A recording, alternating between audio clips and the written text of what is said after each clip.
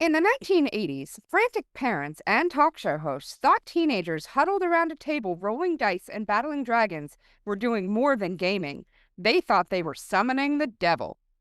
These concerns swept across America as part of the Satanic Panic, and Dungeons and Dragons became one of its most infamous targets. In this episode, we talk about the documentary Satanic Panic and explore how a fantasy role-playing game became the scapegoat for society's fears, what the panic says about moral outrage and misinformation, and how the once demonized pastime went on to become a global phenomenon. You're listening to Real Stories, Real Problems with Rachel and Roxanne.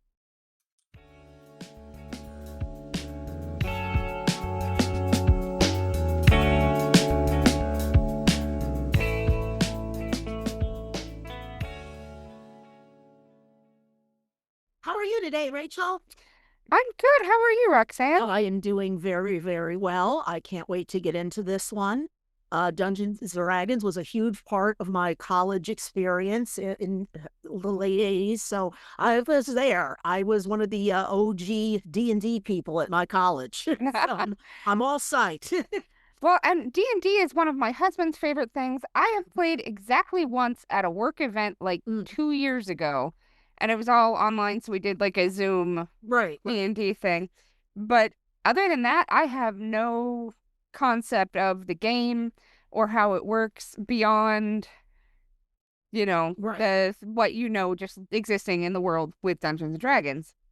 And so this documentary was made in 2022, just like about a third of all of the documentaries that we've ever watched.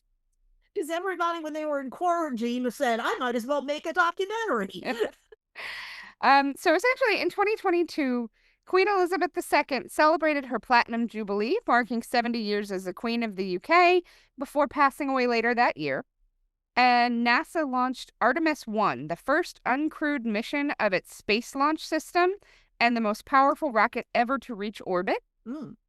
Other things also happened, but we've talked about them many a time, so we're just going to stick with that. Yes, that's fine.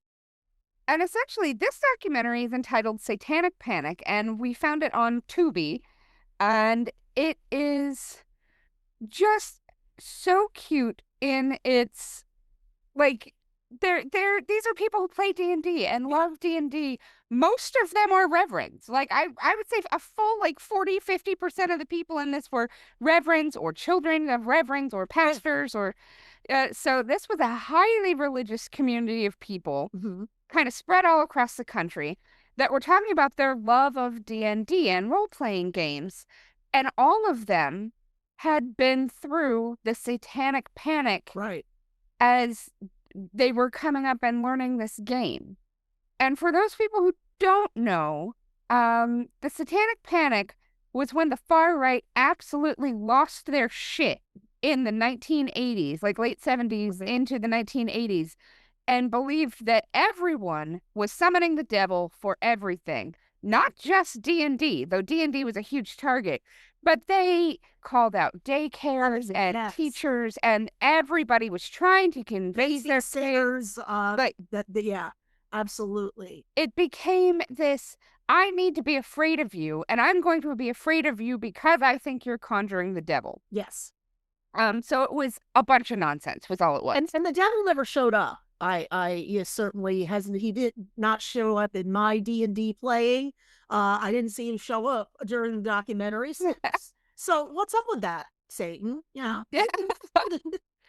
But yeah, so they start off and they're talking to Reverend Derek White, who seems like he is probably one of the ones creating this documentary because he was heavily featured throughout the entire thing. And he's covered in tattoos and he's vaping in church and he's wearing a Hawaiian shirt and he's the pastor all the kids wanted. He kind of looks like Jerry Garcia. And he builds himself as the geek preacher. Yes. And he talks a little bit about his life coming to find God and coming to find D&D and how these things kind of intersected at some point. And he talked about, do you remember him talking about how he found the cool kids playing D&D in school? Yes, he thought that there was this group of kids that didn't go outside for recess. They just stayed in a dark classroom playing D&D, and he identified them as the cool kids.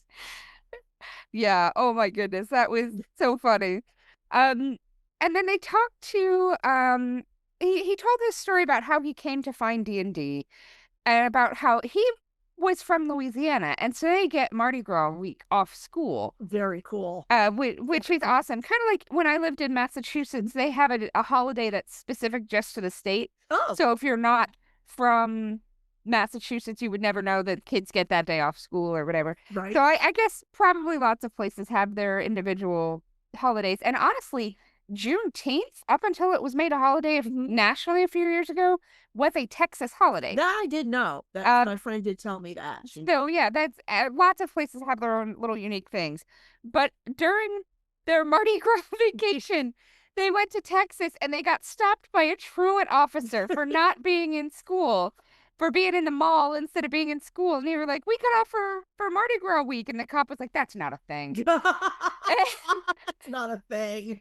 And in this trip to the mall is when he found the D&D books, and his aunt bought them for him. And that's how he got the cool kids to Right. let him come play with them. That was his ticket into the inner circle. And they talked to Dr. Joseph Laycock, the author of Dangerous Games, which is a book about the examination of faith in gaming. And he talked in detail about how faith and all of human, like, rituals and the rules and the things that we believe and build into our lives all starts in play. Yes.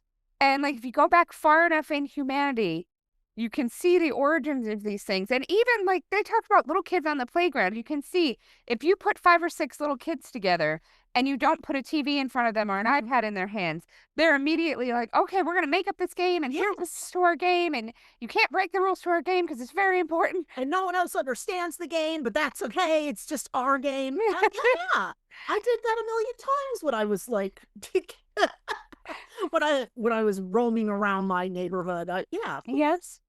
And even like this transcends the language barrier because when my daughter joined preschool, I had been a stay-at-home mom with her for the first like year and a half she was born. And she hadn't picked up words yet. You could tell she understood everything, but she couldn't like say them. And so she joined preschool and my husband went to pick her up and they were playing a game that she had invented called bout. Okay. Where they run around and they scare each other and they yell boot. But because that was the word that she had, that she invented this game and all the other kids, she didn't have to be like, okay, so here's this game and here's the rules. They just naturally took to it because play is an instinctive part. It absolutely is. It absolutely is. And it's what trains us to be able to interact with adults on a reasonable level when we grow up. Yeah. Yeah. And so he talked about how D&D has actually become a tool of ministry and is being hosted at churches today. That is so cool. Which makes me so happy because when I was a kid, people looked at you like you were gonna skin them and hang them in your basement if you said that you were playing D&D. Yes. Or if you said that you were like Harry Potter became a thing when I was in high school, and all the parents, oh my God, in Texas, they had the vapors. It's teaching the children sorcery. Oh, they're real spells. Yeah. I've tried. I have tried very hard, and I have not been able to reproduce any spell from Harry Potter. So, like, there is always something that people who need a thing to be mad at will grab onto to be mad at, and they will paint it over with Satan or anti-religious imagery, even though it has nothing to do with any of that, simply because they need a target for their fear and their anger. Or yeah. And that's kind of what this whole documentary was about, was this group of people who found this target, and about specifically the people who like engineered this. They gave me a term that I had never heard before, but I love it. Moral entrepreneur. Yes. Because a moral panic. Here, why don't you describe a moral panic for our audience? A moral panic. Generally, it's one of those. But what about the children moments that that we see on South Park all the time. It's basically when religious people, or people who say they're religious anyway, get all bent out of shape and all concerned because there's something in the general zeitgeist that they don't understand, that they think is bad, and everyone who indulges in it is going to go to hell, or cause other people to go to hell, or bring about the end of days, or summon demons. That's basically what it is. They Yeah, starting to panic because the moral temperature of the country is going down. it's essentially becoming alarmed by something that isn't a threat. Yes. But and in most cases, this takes like a religious Sure. overtone, but not always. Like I'm watching our country reverse course on vaccination because a guy who ate a bear he found in Central Park and has been on record saying a worm ate part of his brain told them that vaccines are bad. At no point did anybody pay any attention to who's delivering the message. RFK Jr. is acting as a moral entrepreneur. He knows he can get people whipped up about this and about Tylenol and about being afraid of autism and all of this. He is inciting or taking the opportunity to develop power built on this current moral panic. He is a moral entrepreneur. Yes. And that I'm gonna get name tags and start sticking them on people and be like, oh, that's what you're doing. Here, have all these. Because I just absolutely was like, yes, I have a term. Yeah, exactly. I have words to it now. Exactly what it is, with the unspoken part being that the moral entrepreneur is the only one that can make it better. They say, I will protect you from this scary thing that isn't even really a thing. You just vote for me. Vote for me or follow me or join my church or like whatever. Yeah, they are happy to get you all worked up and afraid of something that is not a problem because it gives them power and control and it makes them feel very important. Yeah. And like the documentary gets deep into the history of D&D and the individual pieces and who wrote the books. And they talk about H.G. Wells and kind of the part that he played in the creation of the game, and Gary Gygax and how he created the Lake Geneva War Games Convention, which later went on to become Gen Con, which is the largest convention in America today of any kind, not just gaming. I thought it was just gaming, but no. Yeah, so it's like the largest convention in the U.S. And so this is such a huge deal, and we're talking to them about Dave Arneson, the guy who helped create the games, and they're talking to oh, I forget his name, the guy who did all the artwork and drew all the dragons and things. They talked to him. He actually has his own separate documentary on Tubi for people who want to learn a little bit more about it and see how he created this art. It's a very good documentary. I highly recommend it, but I don't remember the name, so you might just have to do some Googling. Yes. But yeah, so they come together. This is a hobby. They build it into a game. They build it into like a larger kind of movement almost, conventions and stuff. And then Gary and Dave, the creators, they part ways in 1976, but the game has been created and is now a business. Yes. They're selling the parts, they're selling the books, they're making this big, they're trying to make money off of it in a real way. And then the Satanic Panic fear kicks in the 1980s. And they talk about how this kind of is a follow-through of the 1960s and the 1970s. There's huge fear of cults and mind control. Yeah. It was Patty Hearst. It was Charles Manson. It was like the fear that people could control you and hypnotize you and make you do the things that they wanted you to do. Well, the whole Manchurian Candidate thing going on. Yeah. And even like the concept of Stockholm Syndrome, that you could be convinced to side with your oppressor. Yeah. That was all huge in the 60s and 70s. And so the Satanic Panic kind of was the next step of that. Well, if people can make you do things that you didn't want to do, and if they can convince you to join a cult that you didn't want to be a part of, well, they can surely convince you to love Satan and conjure Satan. Yes. And this was reflected in the horror films of the 80s, like Rosemary's Baby and Brotherhood of Satan. Oh, that one's all classics, every one of them. And while those are great movies, they did not help this situation. They continued to whip people into a frenzy. Yes. Yes. And one of the things that they briefly touched on in this documentary was the role of feminism and women going back into the workplace and how that was partially driving the Satanic Panic. They talked about it just like maybe 5 or 6 seconds. But my understanding is this was a huge part of the origin of Satanic Panic and why it got so many people to be so afraid. Well, it was forcing women out of their traditional roles as the homemaker and the one who raises the children, So they were just afraid because something was rocking the status quo. And so when kids were being put into daycares or being sent to public schools on a bus and not interacting with their parents and that, they started this, oh, well, the preschool teachers are using your children to sacrifice to Satan, and the teachers at the schools are doing these things. And literally the very largest court case in American history was the case of what was the name of it? Hold on, I'm gonna pull it up. I'm on the Jones Childers Donaldson Webb Attorneys at Law website. McMartin case? Yes, the McMartin preschool case. All about that. That is one of my most fascinating cases to study. And it was 5 years.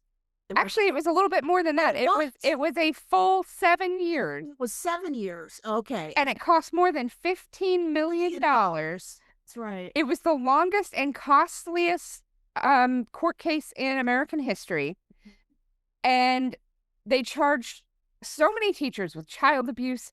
Eventually, like 321 people were accused of child abuse and all of the Satanic Panic nonsense. It was almost 50 children were involved in this. And in the end, there wasn't a single conviction. No. And it turns out that they were able to determine that the children had been coached to say that they had been told, or to say in court that they were being used to summon the devil and all of this stuff. Right. So it was just insane. And I was paying no attention. I was a child. But I imagine being a little bit older and watching the McMartin case going was probably nuts. Well, I mean, my ex-husband is a lawyer, and he had to study that case in law school, which is how I got hooked on it. And, and there's a wonderful, wonderful movie called Indictment, the McMartin Trial. It's a made-for-TV movie with Mercedes Ruehl and James Woods, and it's brilliant. If you really should check that out. It's a great film, and one of the greatest miscarriages of justice. I mean, they kept people in jail without a trial for 5 or more years. Yeah, and apparently this all came from one mom who accused one of the aides at the school, not even a teacher or anybody, but somebody who was just a student aide at the school, of molestation. Right. Which is a horrible thing, and it does happen and should be taken to court. And the Satanic Panic machine got a hold of this and used it to drive their message into the courts and get this on the news and get this in everybody's face. Oh my God. And then it turns out that one mom was an untreated schizophrenic, and she was hallucinating all of these things. And then sadly, she committed suicide as the trial was going on. So she wasn't even able to be called as, a witness or anything. Yeah. So this took up a bunch of the national attention and energy and everything that we had going on in the United States, where people were just terribly afraid of something that was not happening. Right. And legitimately, parents brought shovels and dug under preschools looking for secret tunnels, and books about horrific recovered memories under hypnosis started being False sold. memory syndrome. That was extremely popular in the late 80s. And it was I can't even imagine the oh, what's the word I'm looking for when you get a whole group riled up, like Rabble rousing? kind of like, but they had this one thing where they got everybody so worked up that they were going to harm teachers, they were going to destroy property, they were going, oh, Oh, it's just mass hysteria. yeah, mass hysteria. Yes, this was definitely mass hysteria. And they sued Procter and Gamble, and they sued the companies that make the D&D games. They sued like every company that even touched anything that could possibly be maybe slightly affiliated if you squinted at it real hard, all got lumped into these lawsuits, and nobody actually was found guilty of anything. And I would attest that if your kid is capable of being pushed over the edge by anything that could happen in a D&D game, you're not doing your job as a fucking parent. Well, and one of my favorite parts in this documentary was Reverend the Reverend from the beginning talks about his mom sat down with him Mm-hmm. with his D&D books and said, "Okay, I'm going to read this." And she said to him, "None of it's true. They Mm-hmm. told me that on this page this thing happened, and on these pages that and that these were going to summon the devil, and none of that is here. Right. So yeah, go ahead, play your game." Right. So she was like the one parent in America who actually went in and read what they were so freaked out about. Yeah. Um, And it's not easy to summon the devil. It's a lot harder than we're led to believe in literature. I mean, well, and honestly, even if you really thought for real, like if you looked and you thought you could summon the devil and he would do your bidding, or that you could cast a spell with candles and wands and whatever, and that you could control things with that kind of power, mhm. but God never showed up. You just prayed, and God kind of, you trusted that God was doing the right thing. Nobody would be Christian No. And they would never leave their house. because you would have this actual power in your hand versus a concept of a thing. No, nobody has ever conjured Satan. Nobody has ever done successful spellcasting in this way that they are thinking here. Exactly. And if it worked, everybody would do it. It would be the most common thing. It would be the national religion, but it does not work. It would be anarchy. Nobody'd go to work. Nobody would have to, because the industry would collapse overnight. well, the devil would be running Amazon and Exactly. The devil is running Amazon. I mean, yeah, but but these are not real things that happen, and the fact that all of these parents saw this, and not one of them said, "Well, show me how you can conjure the devil with this. Yeah. Show me stuff." Like, and not one of them, Oh. not a single one. And so, like, they're going through and they're talking about how in the 1970s, conservative Christianity went from being a religion to becoming part of the political machine. Yes. And it put, people in places of power and started really pushing the Republican Party is where it kind of grabbed into, its politics. And it really took on a foothold there. And it pushed against things that encouraged imagination, in large part because if you have imagination, it's harder to indoctrinate you, and it's harder to, like, if you can imagine big things, somebody telling you about big things, you're like, yeah, that's cool. I imagined this thing. And like, you can understand it to be imagination. And so they got in and they were really pushing against art and gaming and things that were creative in nature. Yes. And they talked about how this is even like, if you go back far enough in history, it's the ghost stories that really happened. Every town has that story of Sure. Oh, yes. I had wonderful story when from back in New Jersey. Yeah. when I was a kid in Texas, the legend was that if you put baby powder on the back window of your car, and then you put your car in neutral on the train tracks, you would get pushed off the train tracks and there would be handprints in the baby powder where the ghost of children who had died by being hit by the train pushed you to safety. Well, that's macabre. And everybody was like, "Yeah, I did it with my cousin last week. It totally works." No, no, you didn't. No, you not didn't. not one of you did this. And if you did, it did not work. These are local legends. But these are stories. Try this now. And I'll sit there like an idiot for 45 minutes, like, hey, there should be a train coming any minute now. Well, and I was the kid who I believed everything you told me. Oh, really? And I had a moment like recently, like last year, where I figured out something I thought was true. The kid was bullshit Oh, yes. because my husband had made a joke about putting pennies on the railroad tracks. And I was like, yeah, but doesn't that derail the train? No. And he was like, no, who told you that? Too bad. I thought about it and I was like, oh, I guess when I was a kid, they told us that so that we wouldn't put pennies on the track and be close enough to be hit by trains. But why would anybody come up with putting the pennies on the thing to begin with? Well, it smushes the pennies. Yeah, Like, okay, I know that. and so little kids with nothing to do are like, let's go put pennies on the railroad track.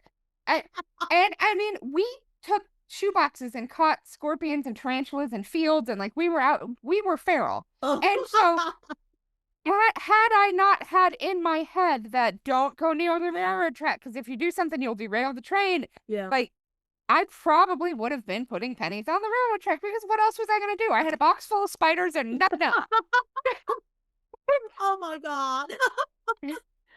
But so, like, when Get off toys, Yeah, I mean, like, Mr. Mom and Dad, like just some Barbies or color forms or an easy bake oven. well, I had all of those Anything is things. better than the box full of tarantulas, Rachel. I had the toys, but your mom kicks you out, and it's Yeah. summer, and you're not supposed to come back home. Until it's dark. And you're playing outside with your friends, and the older kids are like, "Hey, let's go do this thing." It was very easy, and it was those parental myths. It was, I guess, the modern American equivalent of Strudel Peter of saying. Uh, so yeah, everybody has those kind of things, and they kind of build themselves into local lore and culture, and so I can see where people who are used to somebody told you about this crazy ass thing and it really, really happened. Like so you're in that mindset and somebody tells you the kids are conjuring the devil. Did you know the kids are conjuring the devil? And you're already so worried about the kids. Yeah. I can see where that would grab a hold of your psyche and like keep you there. But the funniest part that I I laughed. They started getting calls at the D&D office from warlocks and Satanists and being told they were doing it wrong. that they were. I wanted to answer the phone. Oh man, if a warlock was going to call my company, I'd want to be on the front lines for that. And then this was weird to them because they're like, "All right, dude, we weren't trying to cover anything, but whatever." And then they started getting newspaper clippings and death threats in the mail because before the internet, you had to get a pen and paper and write out your death threat and put a stamp on it and mail it to people. Or cut the letters out of a newspaper like a ransom note. And people did this at an alarming rate. Yes. And this is how they found out what was going on because these game makers were not getting Facebook notifications. This was before any of that. So they started getting letters and they're like, what are newspapers writing about us in this way? This doesn't make any sense. And it turns out that what got this going in a real way was a kid went missing in Michigan, like a college kid. James Dallas Egbert was his name. And the police were looking for him, but his parents hired Detective William Deere, who was a weird fuck. He wrote books about alien encounters, and he wrote a whole book about how he can prove O.J. Simpson is innocent. Oh. And like he believes incredulous things, and he's a detective. And so they were like, yes, this weird dude will help us. And without any proof, without doing any research, William Deere found out that um, James Dallas Egbert had been playing D&D and called a frickin' press conference announcing that he went mad from playing the game and that he had wandered away and was suicidal because of D&D. They hadn't found this guy yet. They had no idea where he went or what. Why he went there. Yeah. And so this was just crazy, wild speculation. And because he was a dude with a modicum of power and he sounded authoritative, the news just threw him up on TV and in the newspaper everywhere. And then they found the kid a month later. Unharmed. Unharmed. He had run away. It had nothing to do with D&D. But this had created so much publicity that parents were freaking out. And the D&D books were just flying off the shelves. They couldn't print them fast enough. And partly because people were loving the game, and partly because parents were buying the books to burn them. Which is the dumbest thing I've ever heard.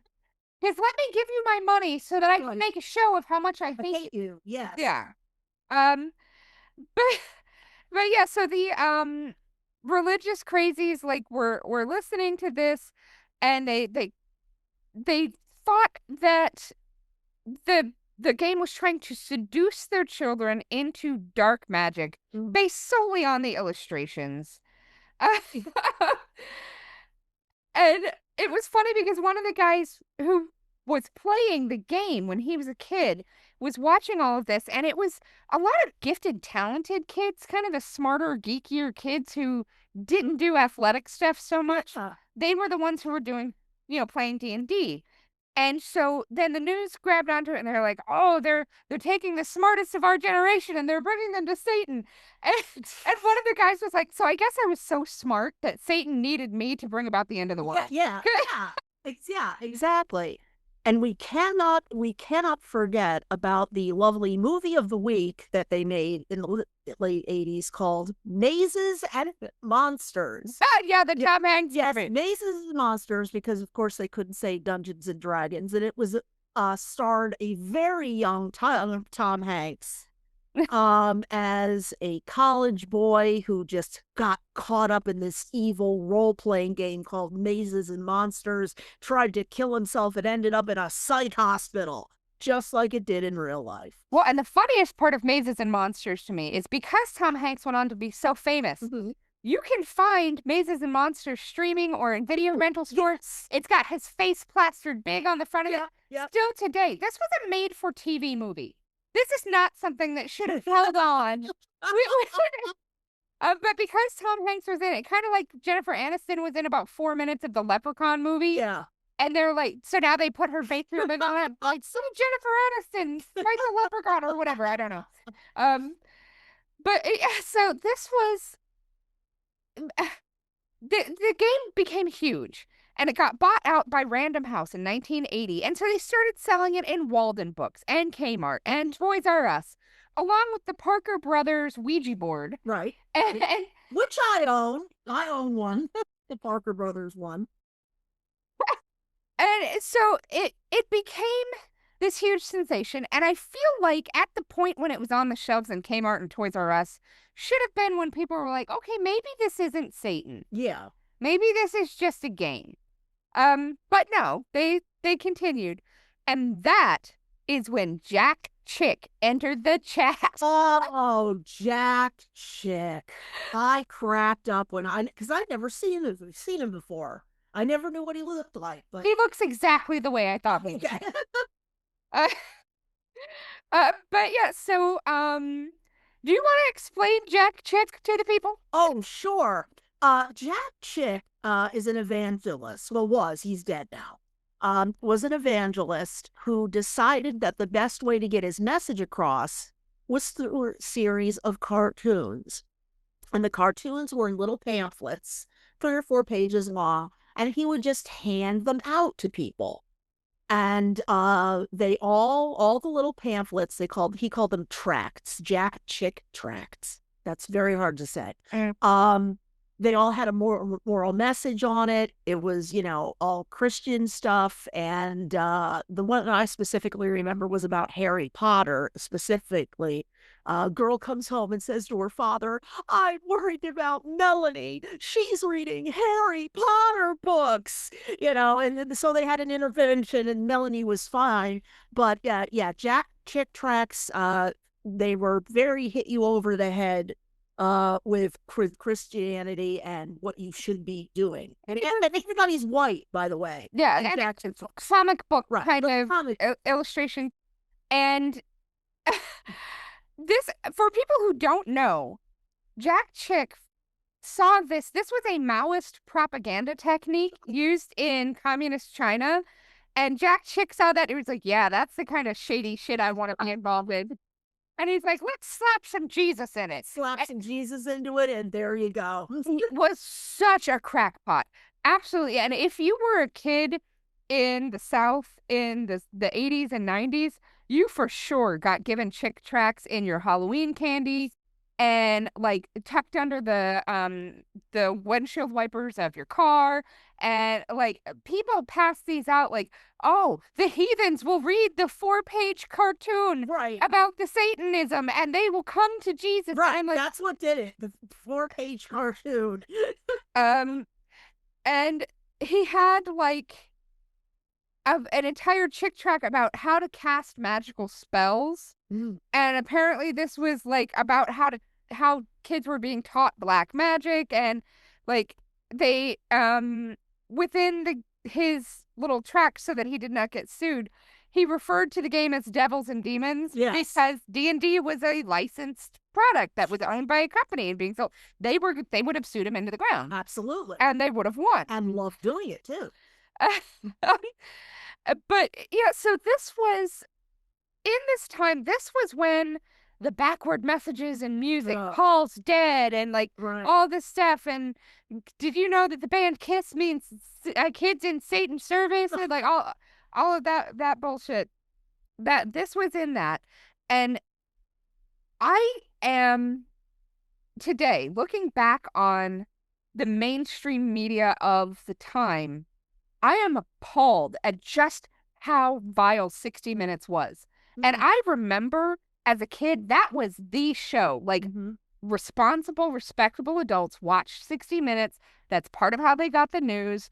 And like 60 Minutes was like the thing. I remember that being relatively like, of course you watch 60 Minutes. And it's understood. But 60 Minutes did a story on the Satanic Panic and D&D, and they really edited it to make the game look really, really evil. Mm-hmm. And they let people come on with no expertise make wild claims of suicides being caused by this game, and parents who had lost their children who were sobbing about, oh, my kid played this game and now they're dead.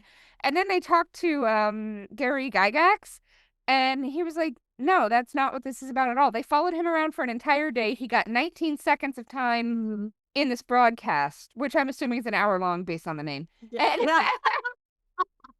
And he was so furious after this. But they absolutely, they played this up to make you afraid. And this is not the first time I've heard of 60 Minutes really editing things poorly to make you terrified. I did not know that. So do you remember in the, around the same time as the Oprah beef controversy, there was a deal about chemicals being used in the raising and production of apples, causing cancer and killing people. Okay. And it's the Monsanto thing? Or no, this was prior to Monsanto, and I'd have to look it up. Okay. There's an entire 2-part maintenance phase episode about this. Please go, listen to the maintenance phase podcast because it's fantastic. But so they would edit things so that like the apples looked like they were oozing poison, and they would tell these stories about these chemicals that were killing animals and children, to the point where moms would go run screaming down the street to get apple juice back out of their kids' lunchbox because they didn't realize it was horrific over something that actually was not harming people and had already been removed from the production process because they had seen the frou-for-all that was going on about it. And see, 60 Minutes just leaned hard into it to make Yeah. it to make you Dramatic afraid, and okay. to make you afraid of apples.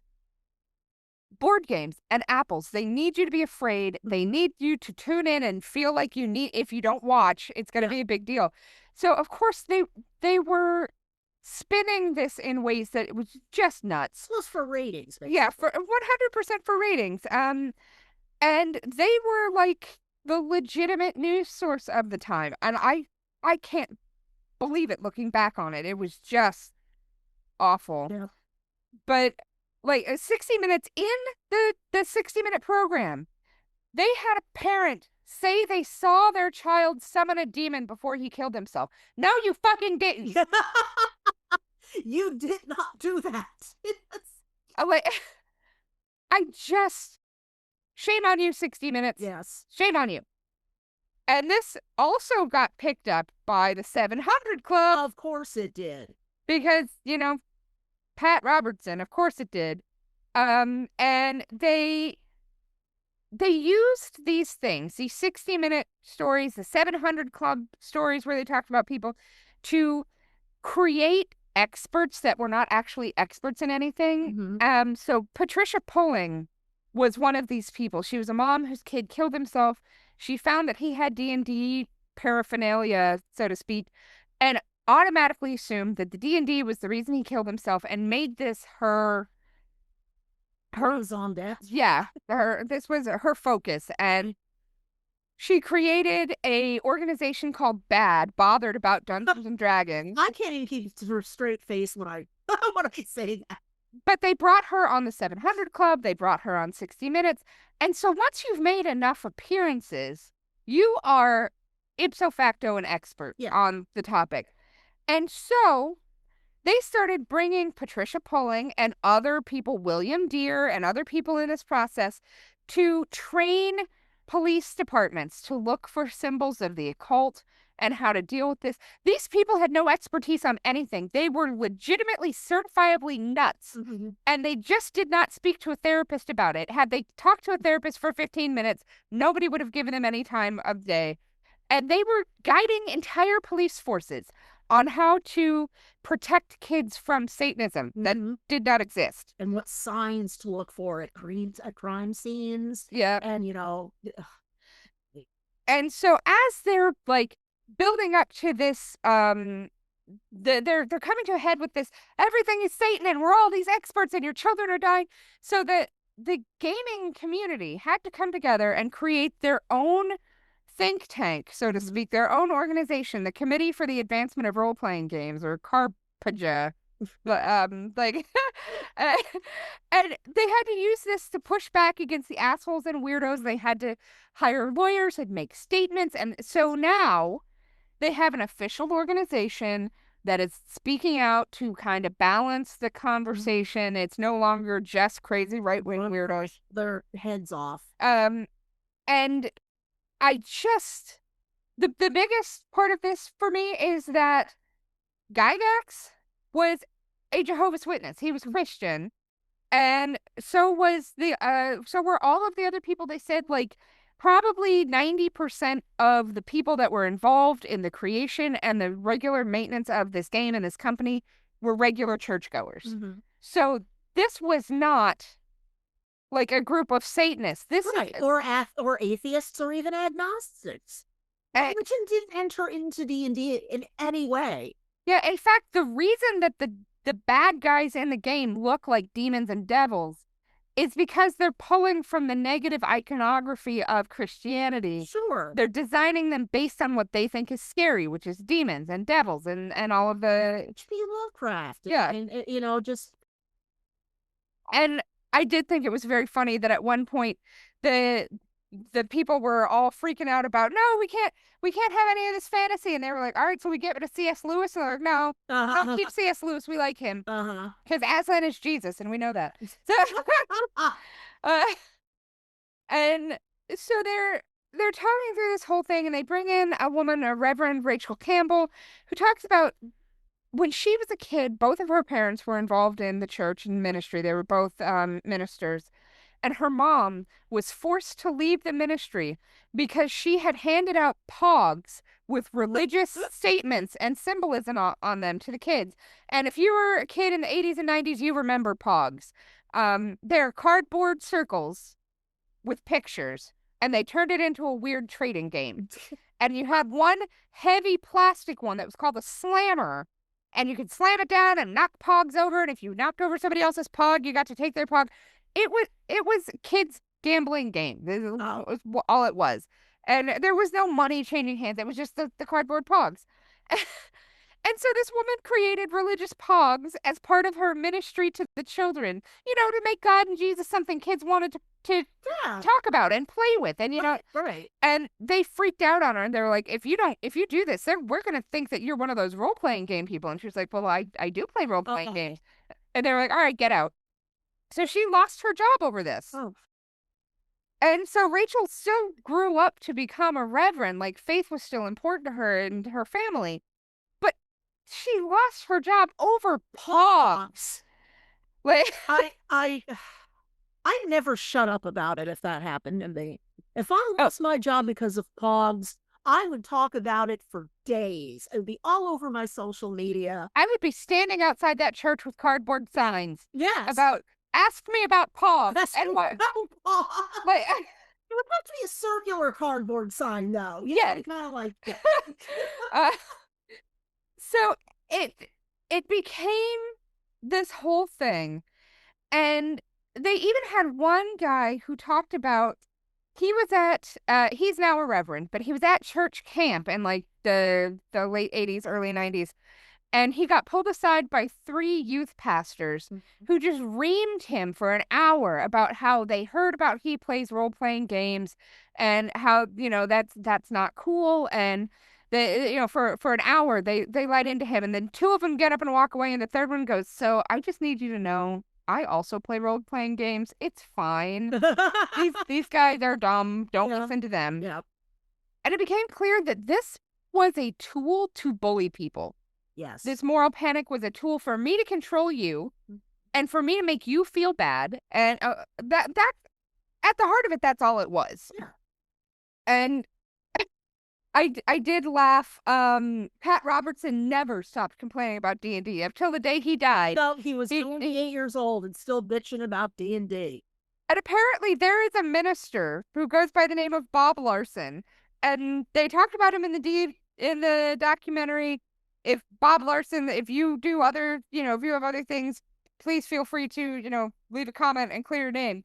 But Bob Larson apparently is a minister who will cast demons out of you online if you pay him a fee. He'll do it over the computer. He doesn't even have to see you. Oh, man. Well, do we Zoom with him at least? Or does he just like... No, I feel like this is very much a Robert Tilton, but with the internet kind of situation. And he took his daughters around and would perform exorcisms on gamers. Like, just absolute nonsense. And then Thomas Radecki was the founder of Doctors and Lawyers for a Drug-Free Youth, very vocal against D&D. Got arrested for trading drugs for sex. So, like, Dungeons and Dragons wasn't your biggest problem after all. And he was one of the people who was really pushing the suicide claims, despite the fact that not only was there no causal link between D&D and suicide, they later found multiple studies showed that the kids who played D&D were less likely to commit suicide than other kids. Because they found their people. They were being social and creating bonds and being imaginative and having a good time with their friends. Yeah. Why would they kill themselves? Exactly.